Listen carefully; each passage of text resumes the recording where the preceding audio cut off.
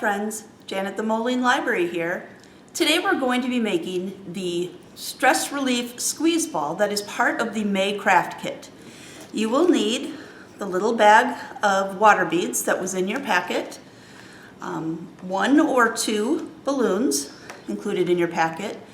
You will also need an empty water bottle and some water. To make this, I've tried to make it as simple as possible for you. You need 1 teaspoon of the beads, and that is exactly how much is in your packet. And then what you'll do is you'll put them into your empty water bottle. So you can see they're all kind of clinging in there. And then we're going to put in 2 cups of water. So you can measure that out, or you can just kind of estimate it. I know that this is a 16-ounce water bottle, which is 2 cups. So I'm going to take another water bottle and just fill that up. Alternatively, other recipes that I have seen for this say to grow the beads in a bowl and then transfer them over to the bottle, and that seems kind of silly to me. I like to keep things as simple as possible. So there I've got my 16 ounces of water, and my beads there are at the bottom. And what we do next is wait.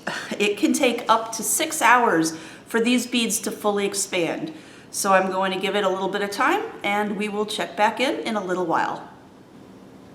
My water beads have now been sitting in the water for several hours, and as you can see, they are pretty much fully expanded.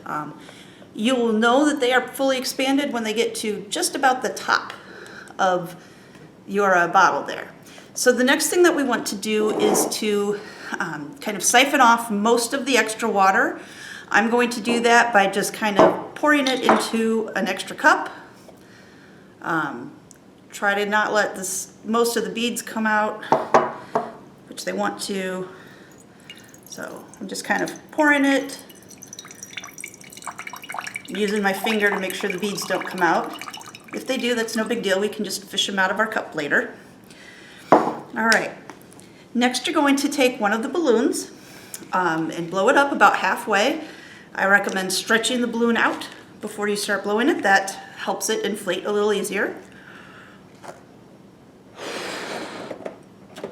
All right, so about that size.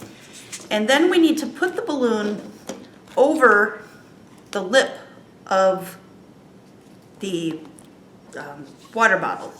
And in order to do that, you're going to hold it between your fingers like this so that none of the air gets out. And then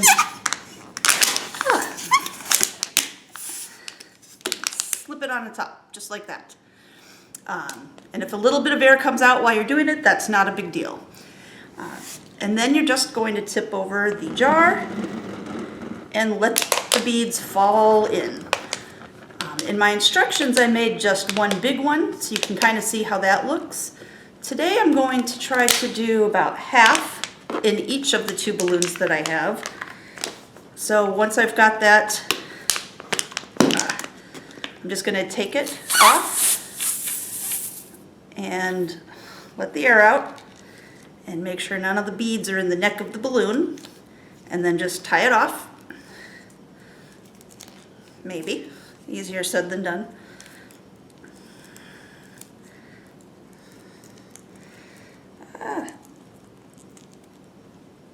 Beads want to come through that neck. All right, so if I can get it tied off, there we have 1 little bottle or squeeze ball. So you could see, you could squeeze it, and a little bit of water was still left in the jar and came into the balloon, and that's perfectly okay. And then just go ahead and make another one.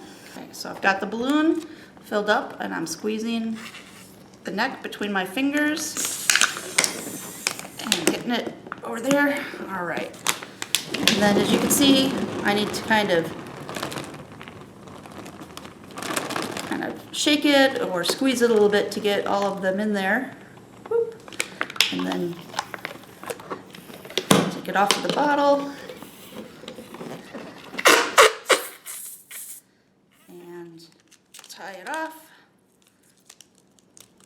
And I got a bead right there. Try not to do that. So then we've got 2 of the smaller squeeze balls. I think this is actually better than the giant one because I could barely fit the one that I did all by itself into my hand. So there you go. Hopefully, as you are finishing up your studies or you're studying for finals or getting those last-minute reports done when you're feeling a little stress, these will help. Tune in a couple of weeks to watch the video demonstration of the stained glass bookmark. Take care and happy crafting!